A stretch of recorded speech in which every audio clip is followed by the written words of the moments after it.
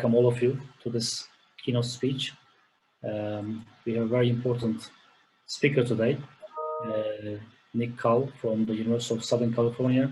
I would like to give you some information about his biography. Nick CULL is a professor of public diplomacy at the University of Southern California's Annenberg School of Communication, which is a very high reputation school as far as I know. But Nick is originally from Britain. He's well known as a historian of the role of media and propaganda in foreign policy. He has worked with many governments on the road, helping them to train diplomats and plan work in the communications field. His current work includes a communication history of the anti-apartheid movement and a book exploring the nature of public diplomacy in our newly competitive media environment and the rise of what he terms reputational security. And today his speech will be about public diplomacy and the digital diplomacy. Hi, Nick. Welcome to our session. Thank you. It's an honor to welcome you here. The stage is yours. Thank you very much. Now, allow me to share the screen. Yeah, and let me see. I should go from the... You make it full screen. Thank you. And from the beginning, you should be able to see my screen. Yeah. Okay. Well, first of all, thank you very much for the kind introduction, Aladdin. And I'm very sorry that I'm not with you in person. I've enjoyed visiting Turkey in the past, and I'm overdue to see you all again and share ideas in our rapidly changing world.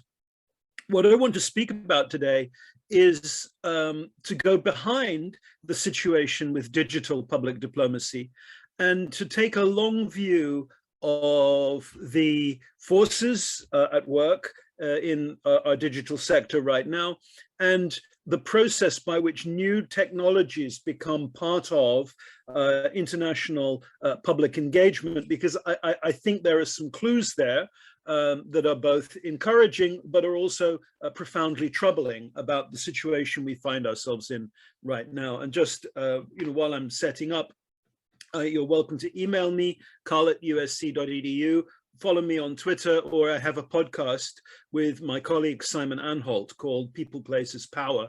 And we're always interested in new listeners and getting ideas as to issues you'd like us to tackle. So I'll talk first of all about the moment of crisis that I see the world in right now.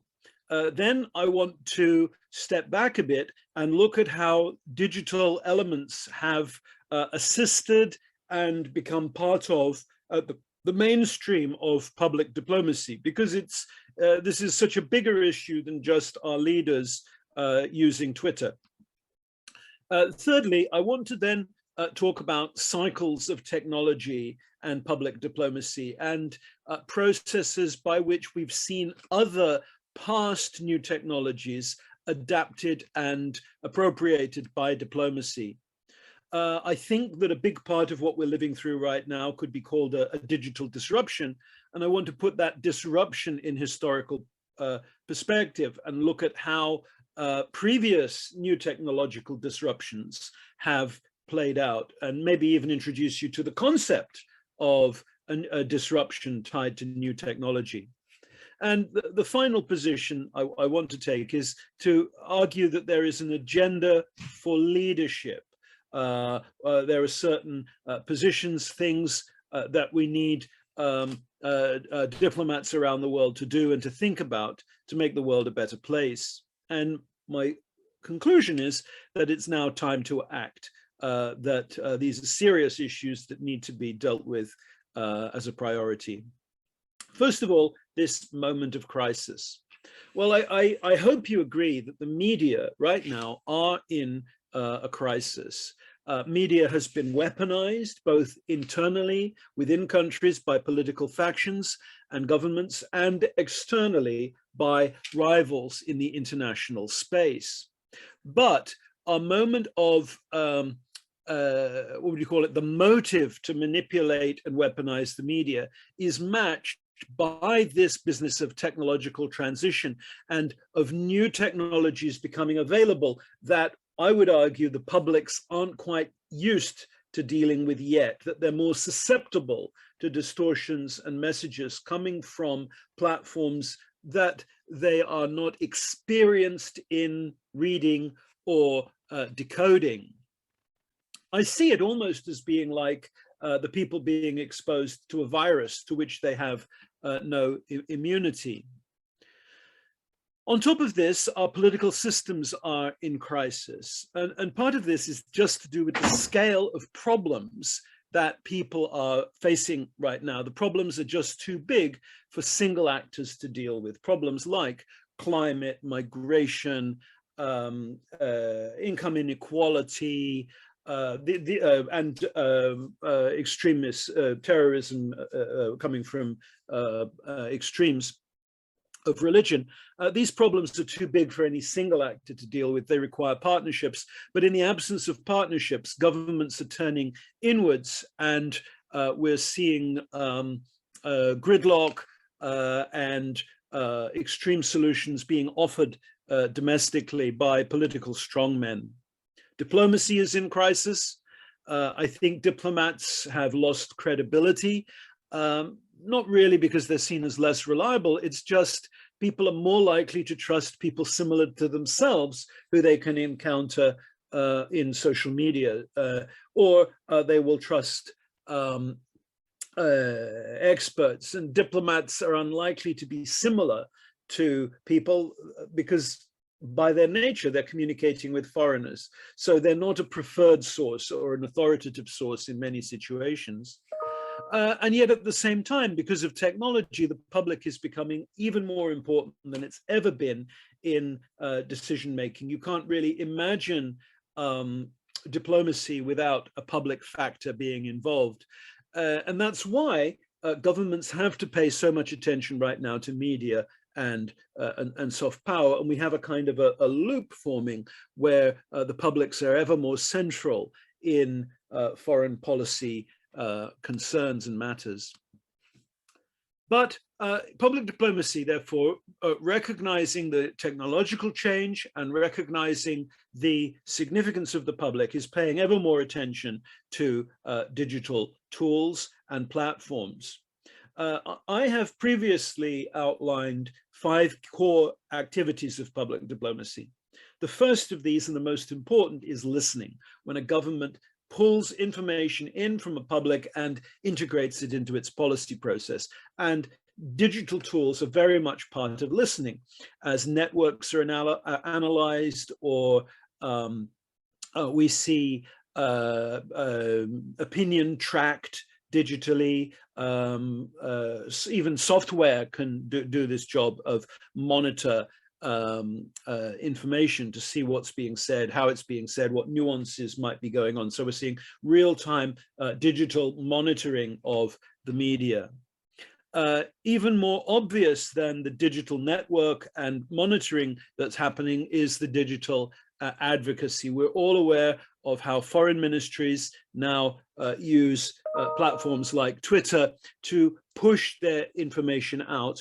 I would argue that they should do more to listen and to engage and build relationships, but certainly there are plenty of leaders around the world, Narendra Modi being the most successful in terms of raw numbers, who are able to speak to large numbers of people digitally. Culture has been touched by the digital. Not only are we seeing cultural events being shared on digital platforms, but some cultural diplomacy organizations like Britain's British Council are building partnerships in digital space to try and to enable other cultures and partners around the world to be more effective and constructive through digital through digital activities. So, you know, the British Council has this slogan, connecting futures. It has worked on cultural empowerment, and all of this can be done very effectively in the digital, through digital technologies. We are seeing a digital dimension in exchanges. Sometimes students are involved in hybrid exchanges where they meet each other physically and then remain in contact using digital tools. We're also seeing that the digital has become very important in maintaining exchange relationships afterwards. So countries using digital tools to build alumni platforms for their educational and development exchanges. And finally, and maybe the most visible, is the role of the digital in international broadcasting and news, with governments creating websites, circulating materials, little sections of news on YouTube or via other digital platforms, and doing, I think, a very elaborate job of connecting to global audiences using the digital. There's also a trend for governments, especially, I'm speaking here of the United States, to promote connectivity as a subset of their public diplomacy. So the controlling agency of the United States is Agency for Global Media. That's the home agency for Voice of America.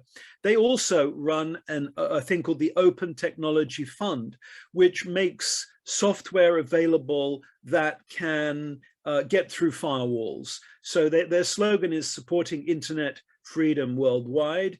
And there are about 2 billion people in the world using software created by the US government to assist them in some way in avoiding local internet censorship and connecting to a truly global source of news and opinion.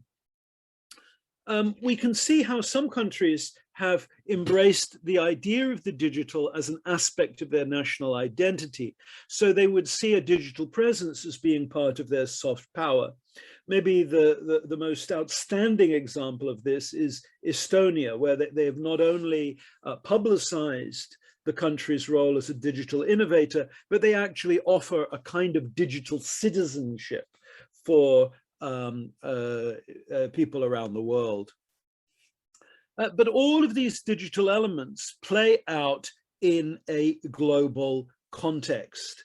And what we can see is that just as governments are trying to show the best of themselves in digital space, so we can also see the worst too. We can see rivalries and attacks happening in digital space. I was really surprised over the last couple of years to see how media emanating from Russia, Kremlin-backed media, is particularly attacking Scandinavia, which has always had the best image of any region in the world, by linking the Nordic countries to child abuse and arguing that children are endangered in Norway, Sweden, so forth, and even that it's a bad thing if Russian children are adopted by families from those places because they will be threatened by endemic perversion.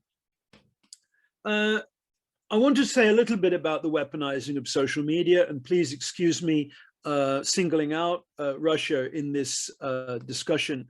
It's really since the crisis over Ukraine in 2014 that the weaponization of media has been back on the international agenda. And the term that was applied by Finland in talking about this has caught on in policy circles, and that's hybrid warfare. We can see how hostile actors around the world are using uncertainty around news or deliberately creating or circulating multiple and divergent accounts of events, so-called fake news, to increase uncertainty in the world, knowing that if the world is uncertain, then the strongest actors have an advantage. So if you work for the strongest player in a particular region, the argument is you have no vested interest in people trusting anything or being sure of what's going on. You're the person who profits from the uncertainty. We're not just seeing alternative facts or alternative perspectives. We're seeing alternative to facts, multiple versions of a particular account. A good example of this was when a retired Russian spy was subject to a poisoning attack in the UK. The Russian embassy put out 32 different accounts of how this particular event had happened, including that his mother-in-law, and this is a genuine tweet from the Russian embassy in London, suggested that his mother-in-law might have obtained military-grade chemical weapons and decided to use them to avenge a sort of a family disagreement. So some of these claims were absolutely ridiculous, but in summation, taken as a whole, they really create this feeling, well, if we can't know exactly what happened, maybe we'll never know, maybe it's impossible to know. Truth is that there are facts in the world. It is sometimes very clear what has occurred. This kind of media manipulation exploits the existence of echo chambers, but it also works because it can play into existing victim narratives, peoples who feel aggrieved, who feel they have a history of being discriminated against. It's possible to play to these sensibilities by carefully crafted messages. In fact, propaganda regularly connects to the deepest prejudices that we hold, including the idea that we ourselves are special and not like other people and are deserving of some kind of special treatment in the world. Many audiences, if you say, I have a secret for you, the secret is you're special, they will say, well, you know what, I secretly always thought that. I'm really glad to finally have it affirmed. Many countries are using bots to magnify their presence online, creating fake identities that tweet or retweet particular messages that are useful to them and create the illusion of a message being more widely held or more liked than it really is. And so analysts, including there's excellent work done by the Oxford Internet Institute on this, are now tracking inauthentic retweeters on the Twitter platform and in other platforms to map this attempt to magnify voices online. However, I do want to be very clear about something, and that is that I do not think that public opinion in the West, public opinion in the United States particularly, is some kind of poor little ship that's being blown around by the winds of foreign influence.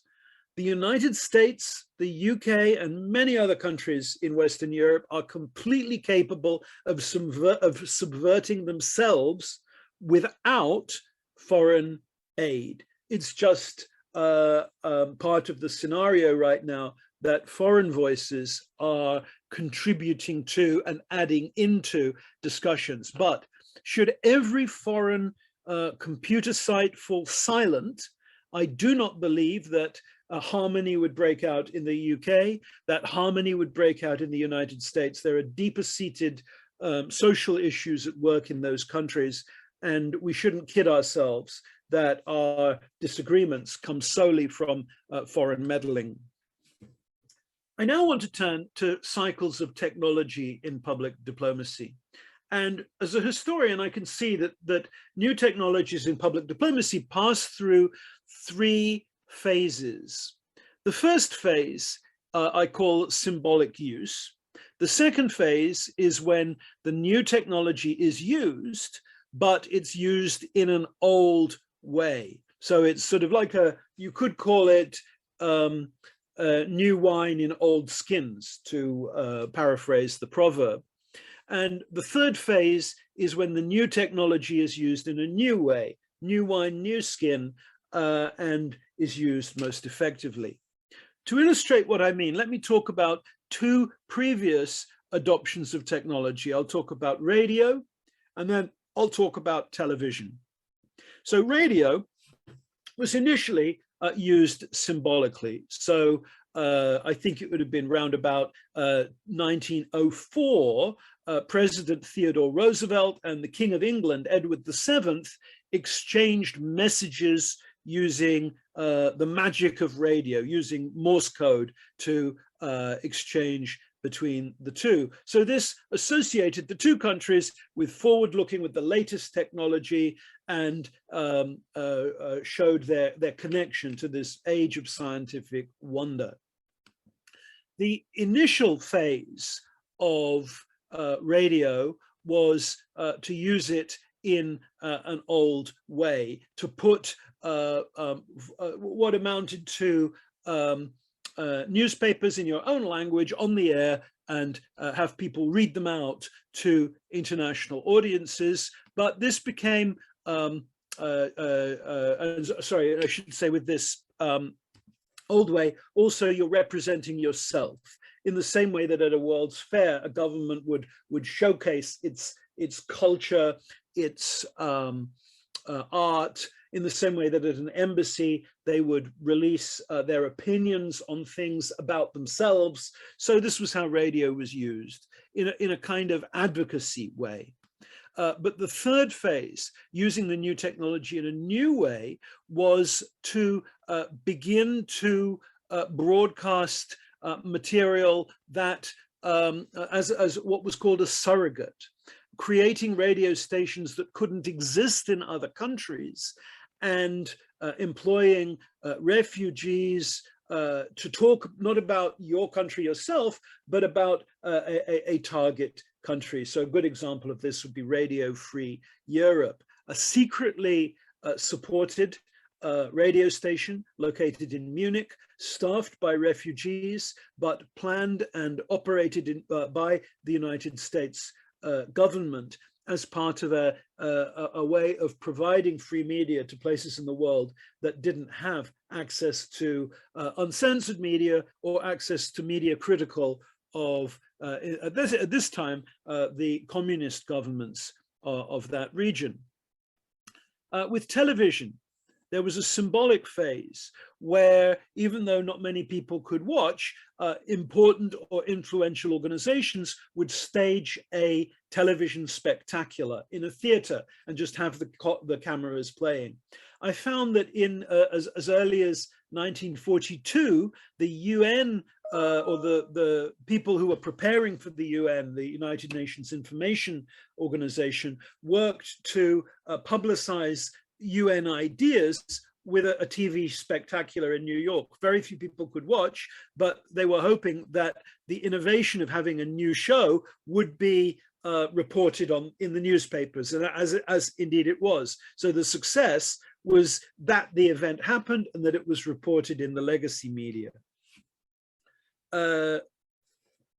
With television, initially it was used in public diplomacy just as another platform for documentary films. So instead of the documentary films being shown at embassy meetings, they would be delivered to television stations and would be screened on the television. So films like Eisenhower's films publicizing his Atoms for Peace agenda, these were not using the power of television to be part of debate, to involve multiple people, to be transmitted live. None of this was being engaged.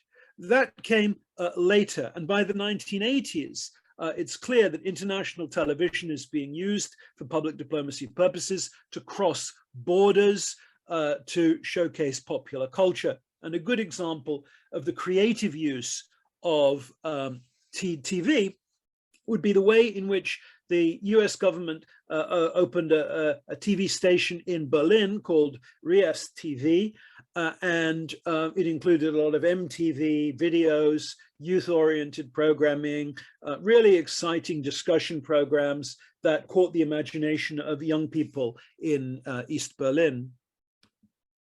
How then does this three-stage scheme, this three-stage pattern map onto digital diplomacy? Well, first of all, it's easy to find in the past symbolic use.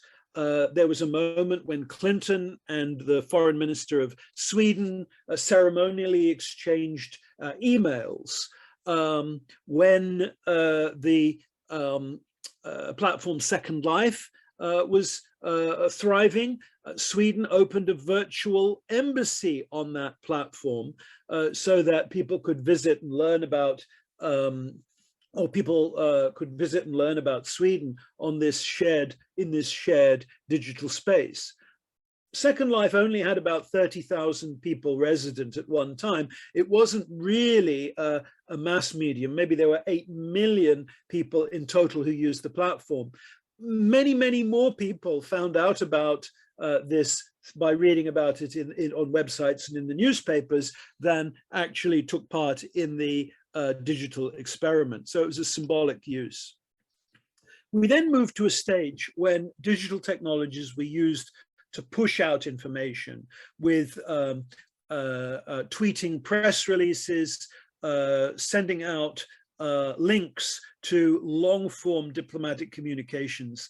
I saw this as a new technology being used in an old way. It was like having an aircraft, but driving it around on a freeway, because that's what you'd always done with aircraft. Well, that's what you'd always done with an automobile.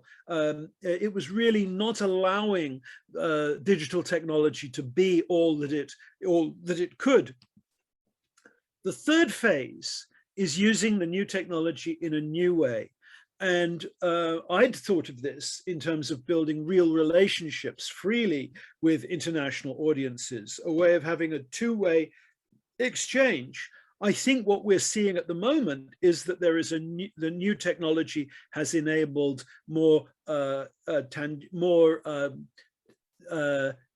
unreliable material to be circulated, that it's the quality of the new technology that's been exploited is the ability to sidestep a editorial control or even a kind of curation of media so that the politician can talk directly to the public and sometimes say really extreme and unhelpful stuff.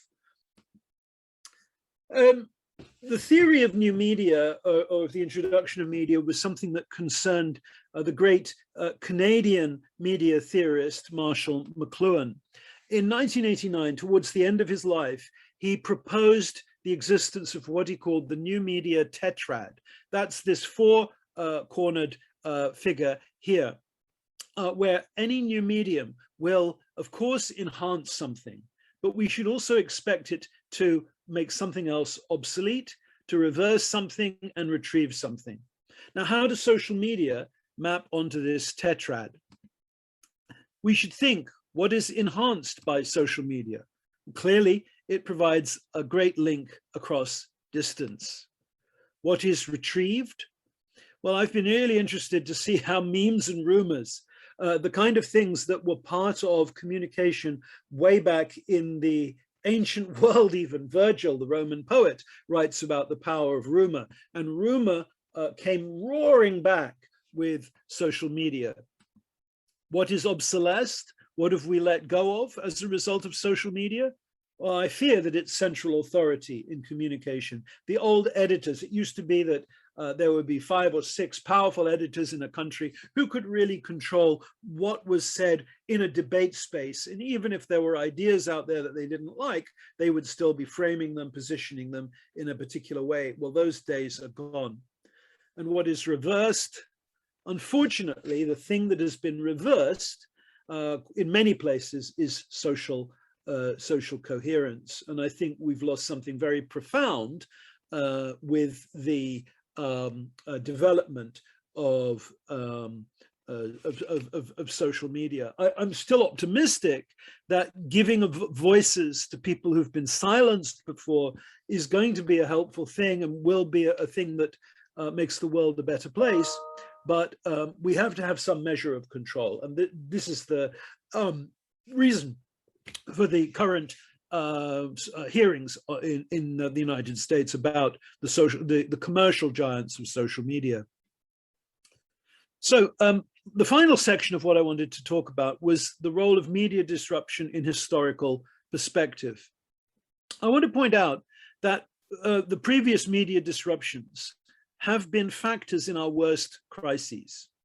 I'm thinking, first of all, about the run-up to World War I. If we try and understand where World War I came from, well, one of the reasons we had a World War I was because of this new medium of the popular press.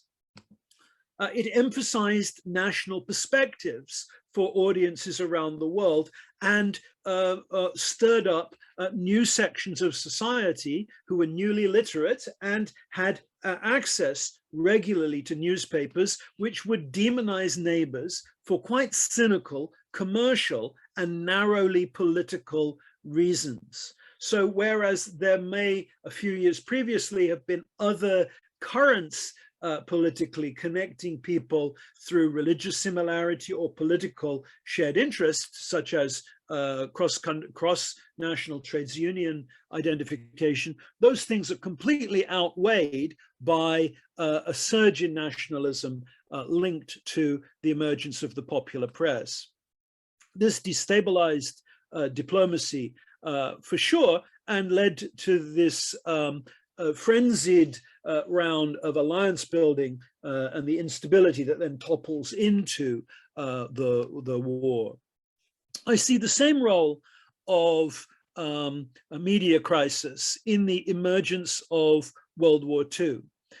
In the build-up to World War II, there were new media of radio and newsreel, and by here I mean voice radio, so not just sending Morse messages like King Edward VII, but being able to hear somebody speaking to you in your language, in their own voice, in your home, and the power of newsreel to visually create a picture of the world and show it to you in the dark of your local cinema. These mechanisms dramatized political extremes as never before. They made political theory material in front of mass audiences. The strongmen who took advantage of these mechanisms of communication then cynically manufactured crises and miraculously solved them, building trust with their populations. The new media were able to drown out voices of restraint. And, you don't have to take my word for it.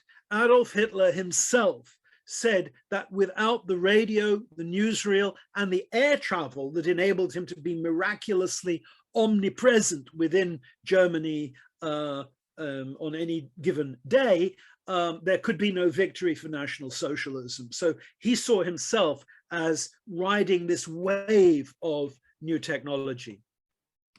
Moving forward to the Cold War, I think that certainly in the United States, the Cold War is made worse by the new medium of television. It's exploited by political extremes within the US, once again, to build media bubbles, to reinforce stereotypes of neighbors. Both the Soviet Union and the United States use the gift of television to reinforce their political blocs, helping their allies develop TV to better communicate with their own populations. Again, it drowns out voices of restraint. And yet we can see on the upside, media disarmament. An open acknowledgement that media could be a problem was a factor in the resolution of these global crises. After World War I, the League of Nations included an information and communication component. It brought together the great intellectuals. Here, you may recognize some of the great men of European letters. And over here, this chap here is, in the far corner, is Einstein. They had a movement for international education, understanding that if people were to live in peace, they had to know each other, they had to learn about each other. They created efforts for collective media literacy to better understand the power and misdirection that could come from media. Unfortunately, this was limited by the fact that major countries were not included within the League, such as the new Soviet Union and the United States of America. And pretty soon, Germany, Italy pulled out of the League. After World War II, reforms of media were imposed on Germany and Japan. The new United Nations argued for global transparency of media. They talked about free speech being a universal human right, and a global structure of cultural exchange was created with UNESCO. This was lost with the slide into the Cold War, but even the Cold War had media disarmament elements within it.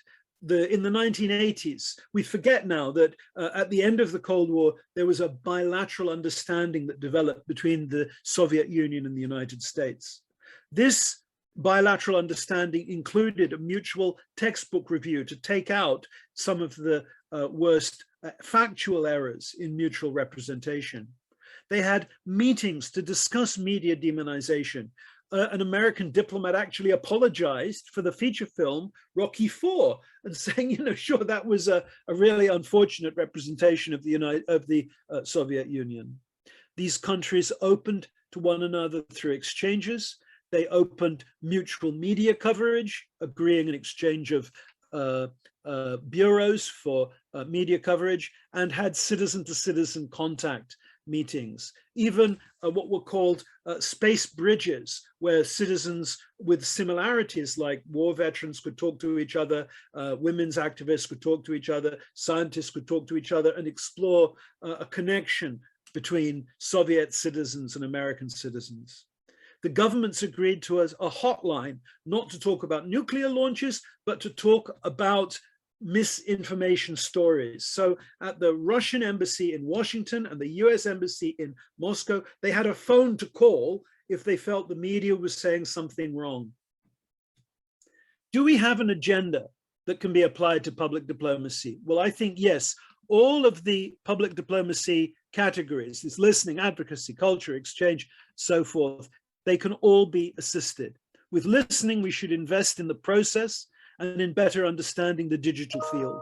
With advocacy, we should empower our embassies to speak rapidly and to aim for better communication so that our words travel further and are more widely understood. In culture, we should build culture with and through digital platforms. With exchanges, I think it's right to attend to these alumni networks. With news, we need to build credible information so that it's not hard to find reliable sources that can build trust over the long term with audiences. And it's important to empower others. The public diplomacy of empowerment, I think, is the most important element of public diplomacy right now. No longer should public diplomacy be about what can I say. It should be about who can I empower to speak for themselves in the world for the common good. Of course, if we do all this, soft power will come to the nation state that does it effectively. But we still have a global context of instability and of international images being in flux.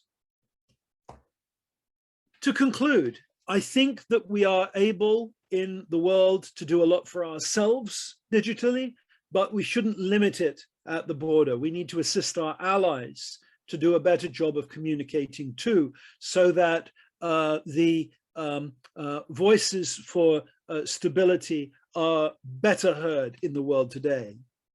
Media should be part of the development agenda, helping countries around the world to develop free and open media so their citizens have access to the information that they need and deserve.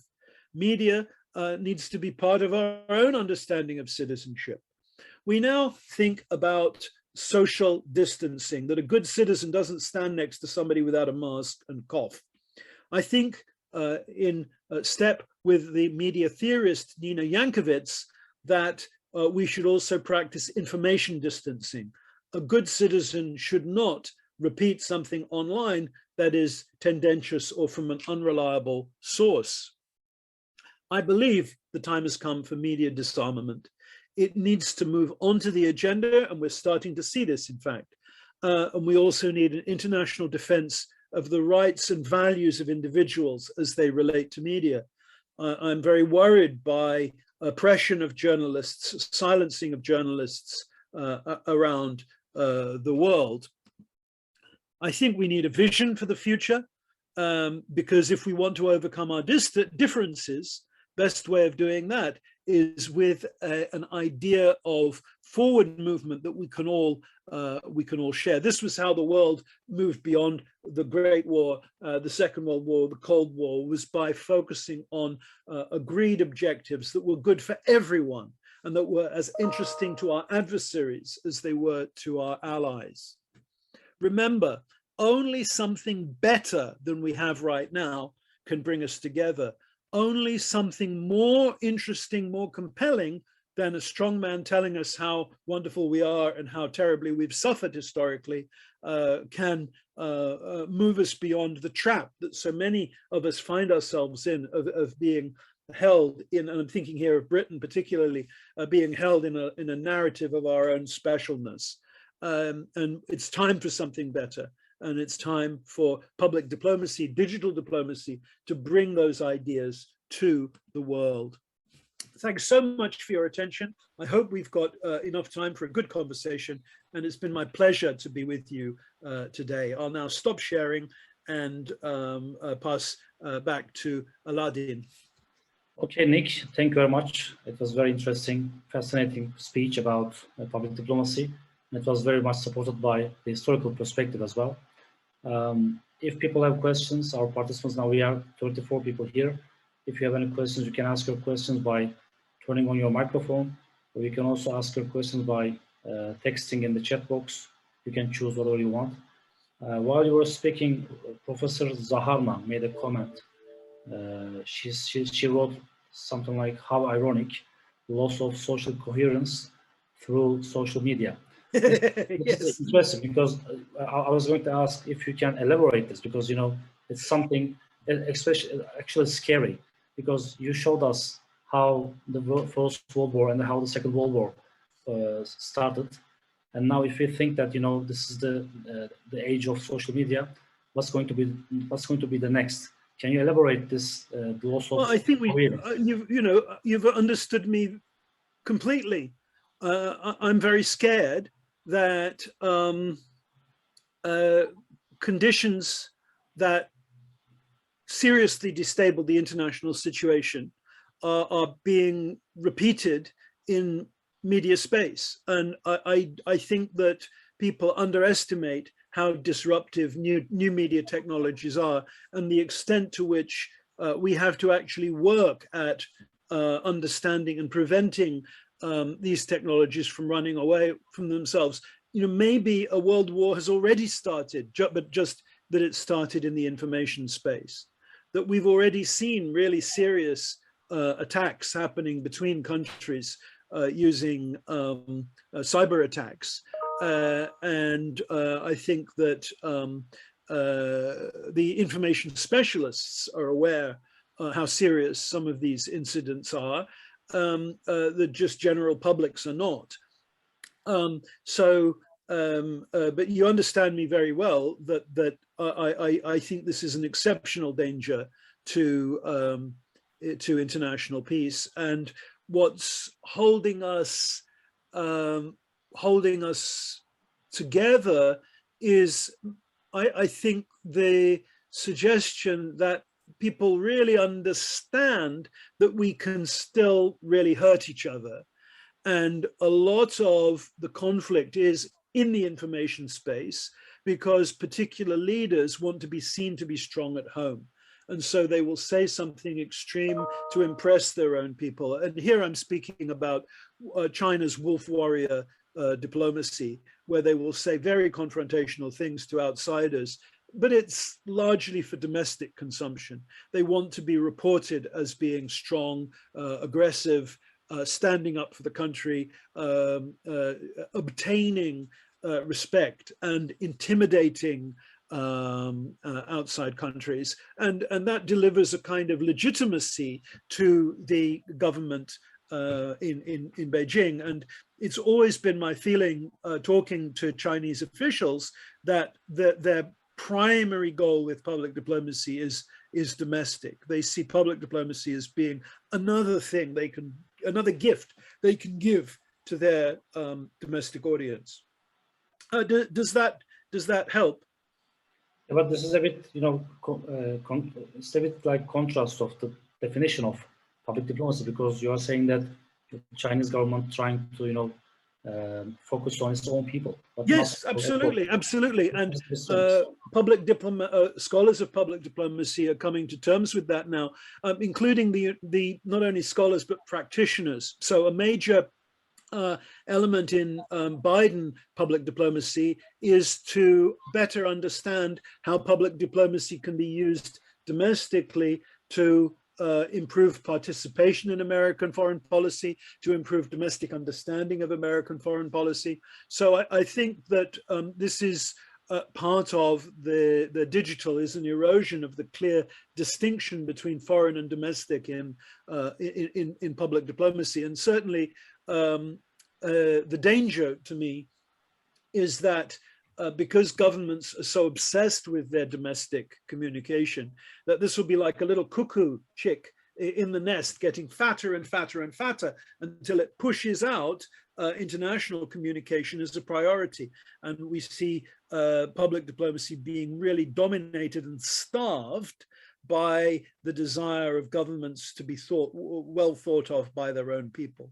It's really hard to communicate with foreigners, expecting the same people to also win elections or settle arguments at home. That's too much for any section of the bureaucracy to take on. Okay, we have a question from Dr. Festim Rizanash from Kosovo, and he's saying greetings from Kosovo.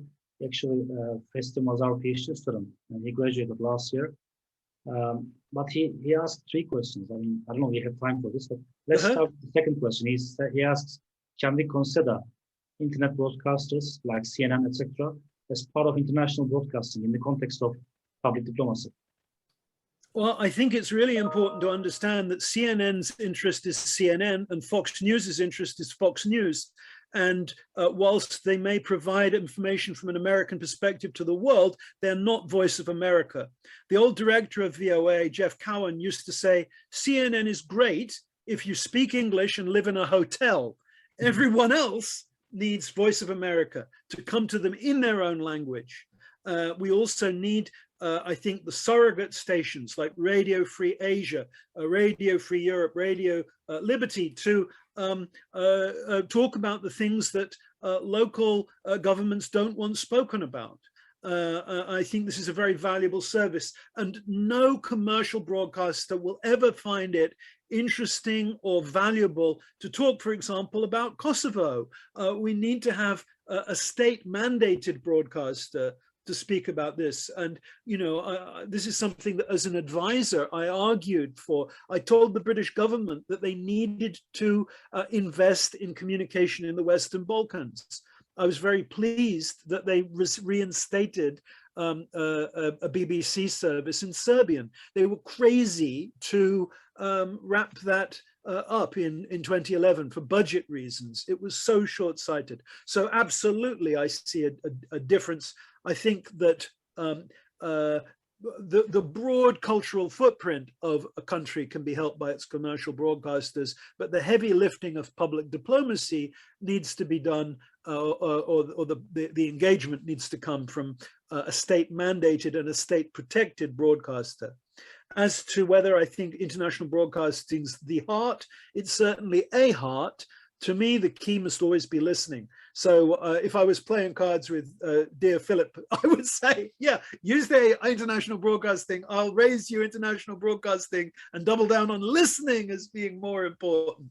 But that's just because I'm Mr. Listening and he's Mr. International Broadcasting. So it's like 2 cowboys, you know, they've got to shoot that one out. Did international broadcasting include? Yes. I argue that international broadcasting includes all of these things in its operation, and it's all there there's a chapter on international broadcasting in my book where I set that out. But thanks so much for that excellent question. A lot of fun to answer. Aladdin? Okay, thank you. Another questions from our participants?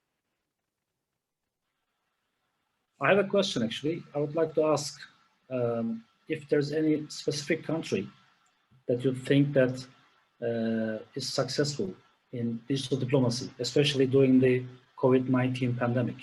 Can you that's were mentioning Estonia, for example. Estonia is very famous with like using digital elements, even digital citizenship. But any other specific country that you were just following in the last 1 or 2 years? That's a really good question, I would wish to refer you to a special issue of the journal Public Diplomacy, Place Branding and Public Diplomacy. They've just published the results of multiple studies on COVID era diplomacy. I have a piece in there which tends to be pessimistic, pointing out the weaponization of media specifically during COVID, and arguing that we need voices for collaboration. But there are people dealing specifically with that. I think when the history comes to be written of COVID, we will see a failure to collaborate.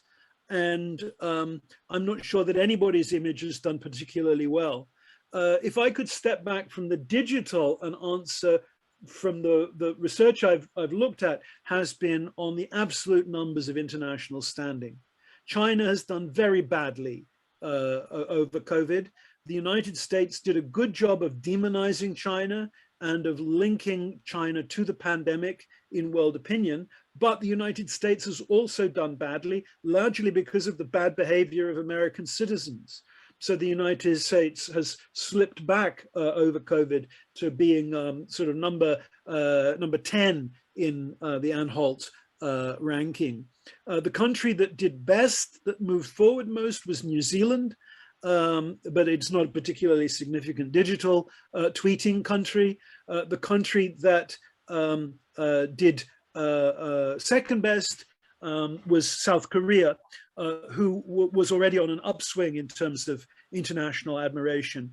And there, I think what's impressive is not their external communication, but internal, and making sure that all their citizens were on the same page. Local, national, international voices agreeing, and people seeing their identity as best expressed by following the rules, rather than explaining why they were the person who didn't have to wear the mask, which is the way it's played out in the United States.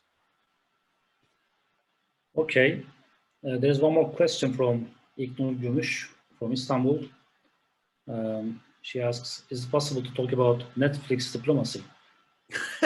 Yes, I think it is, but nobody has. So congratulations, you have burdened the world with a new hyphenated form of diplomacy. Actually, there was a presentation today about Netflix and Turkish productions in Netflix.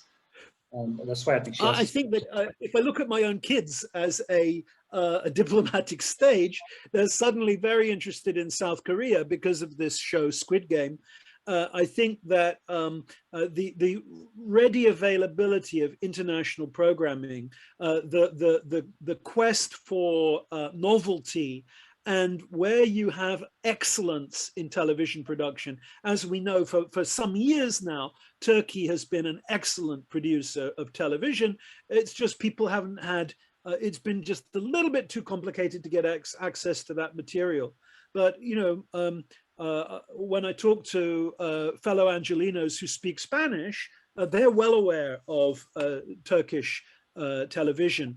And but they see it on Mexican TV channels, so they know about Suleiman and the Age of Magnificence, the thing about continuing drama with the guy called Mehmet in it. So they're familiar with all of the big Turkish TV shows, and I think that Netflix has a great opportunity to introduce the world to the world, rather than the usual thing we see on TV, that it becomes ever more parochial. It's nice that something has been recovered. Maybe this is like the McLuhan Tetrad, that the way in which film used to give us access to other people's culture and have a global market in images can come back through a platform like Netflix, which is putting its money where its success has been and is committing to financing more high quality prestige projects in other countries. So Netflix diplomacy, yes, but remember, it will be a partnership between Netflix, a commercial supplier, and governments or local cultures looking to express their soft power. So, you know, it's you should never stop asking who benefits from this. It cannot be assumed that it'll work for your benefit. Okay, now questions are flowing again. This time it's from Samet Günek. He asks ethical dimension of technology used in public diplomacy. Yes, what is it? Is there one?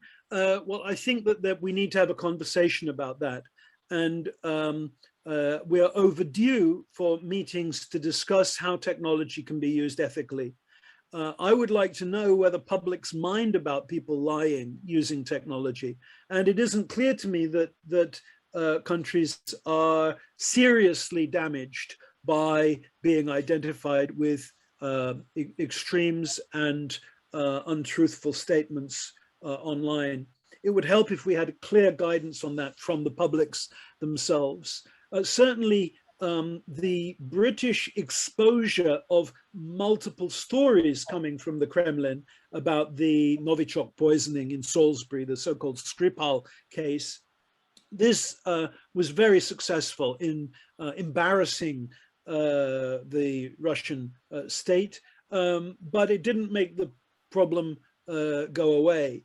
I think we need the publics to speak and the publics to say, speak to us honestly. We don't like this kind of distortion. We deserve honesty. We deserve the best kind of public discourse in shared space. He also asked, yes, answer yes, we need an ethical discussion now, soon, and as widely held as possible. He also asked you the artificial intelligence, the use of it in public diplomacy. That's emerging. I think we the one I'm aware of is artificial intelligence monitoring radios. So the UN has an AI scheme to monitor radios in Africa, and they're listening for particular words that indicate ethnic hatred.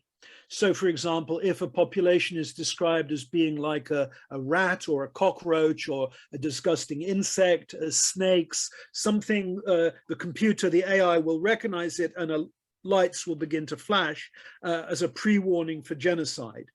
Now, there are politicians who, including a former president of the United States, who have used that kind of language quite openly. So I'm glad that the UN has artificial intelligence listening for the same kind of talk in vulnerable communities in West Africa, southern Central Africa. It's really Uganda where they're worried and monitoring in this way. And there are other ways that AI can be useful too. Unfortunately, we're seeing AI being used to amplify, just as the UN's trying to detect and counter hate speech, other people are using it for hate speech with artificial intelligence driven applications releasing materials. So. Any other questions? What great questions, Aladdin. Actually, that's great. Compared to other sessions, it's much better than before, actually. And how about new initiative? Maybe you are following better than us in the US, that Trump is now going to establish his own social media that we are hearing nowadays. Is it true? Yeah, sure. But just because he announces, just because he floats a boat doesn't mean everybody's going to get on board. I think it's really hard to launch a social media site, and we could see this last year with there was a thing called Parler that was operational for a while that caused a stir, and then passed, it isn't going to, I'm not holding my breath for a massive social media site to, I think it's more likely that he's in, shall we say, it sounds to me like an investment opportunity for him, that he's going to invite people to invest in a social media platform that he intends to launch, but we know he hasn't yet got any technology at all, any software for this platform. So it sounds more like the setup for a kind of a pyramid investment scam than a real intent to launch a genuine challenge to Twitter or Facebook. So, you know, I would be astonished if this actually came to pass. It's easy to talk about. It's easy to raise funding for this, and maybe people love the president and want to, the former president, and want to give him lots of money to launch a social media site. But you know, I think he has the money getting stage to go through first before he gets to the actual technology creation and people logging on stage. Okay, Nick, thanks so much. I hope I didn't say anything defamatory of the former president. Well, it's been more than 1 hour now. Since okay, thank you. And we're going to move to other sessions tonight. Actually, there's one more session already started in another room. But thanks a lot, Nick. It was fascinating for us. I learned a lot. Hope to see you again in the next symposiums. Hope to see you maybe in real environment, not just online. Yes. Next year, we will organize the conference in a physical environment next year in Istanbul, or maybe somewhere in Turkey, or maybe in the US. We would like to contact you again. Yes, thank you very much. Thank you, everybody, and enjoy the rest of the conference. Thanks a lot. Goodbye.